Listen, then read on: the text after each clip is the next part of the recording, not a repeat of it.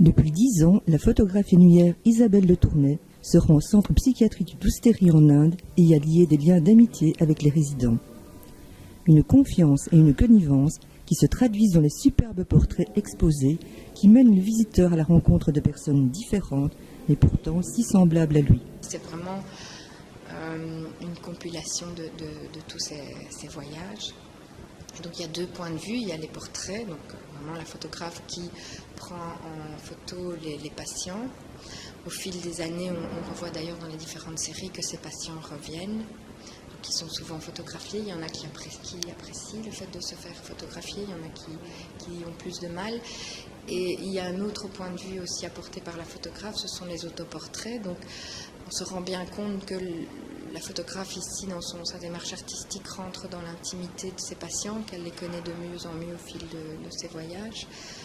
Et à un moment donné, elle leur a demandé de eux-mêmes se prendre en photo. Donc ce sont plutôt des autoportraits comme on voit ici. Et donc elle leur a donné un déclencheur. Donc ils sont les seuls maîtres de la prise de vue. Donc il y a une très forte symbolique aussi par l'élément qu'ils tiennent en main et qu'ils pressent eux-mêmes pour prendre en photo à un moment ou un autre. Donc ils sont les seuls décideurs de la photographie. En 2012, elle rencontre le compositeur et guitariste belge Quentin Dujardin et lui demande de sonoriser une projection d'autoportrait. Elle avait envie effectivement d'accompagner cette série projetée de sons. Effectivement, quand on pense à l'Inde, on pense aussi aux sonorités. C'était la première fois pour le compositeur qu'on lui demandait de cette collaboration avec un artiste.